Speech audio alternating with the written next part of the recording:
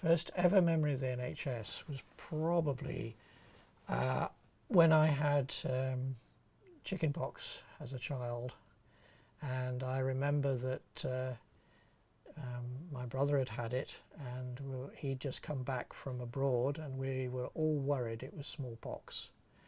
Of course it wasn't, fortunately, but I do remember the esteemed professor from the local hospital coming in to see my brother and me with our chickenpox.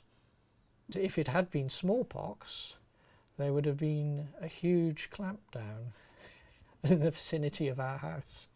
I think it's really important to have free access at the point of care, so that it doesn't matter how much you earn or don't earn, that if you are ill you can have medical care, and you're not worrying about the cost of that care. That, I think, is such a problem in some countries that it really makes you fearful of travelling in those countries in case you're in need of care yourself. So this is an infection resistant keyboard, the one that we designed.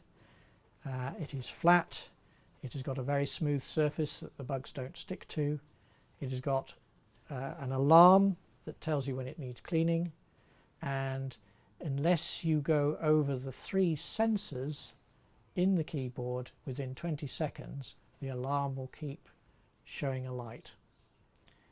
So we need everybody to clean these keyboards at least twice a day to keep the number of bugs to a safe level. I think the way I show my feelings of the NHS is to actually spend more hours working for the NHS than I'm paid for. If I didn't have the level of respect for the NHS that I do have, there's no way I would spend as much time working as I do. It treats everybody fairly, it treats patients fairly, it has innovation, and it is possible to innovate for the benefit of patients in many different ways, and you can get cooperation between many different professions in order to achieve that. I suspect in 70 years' time the treatments will have changed out of all recognition, and a lot of the treatment will probably take place much closer to the patient's home. But we will still, I think, have large hospitals for the more difficult problems, and I just hope that they will still be free at the point of care. We don't know what nasty bugs are just around the corner.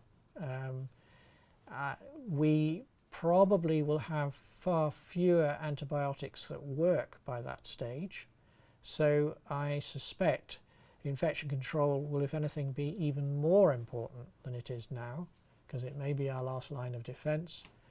But there will probably be other means of treating infections than just antibiotics, which will be much more commonly used by then.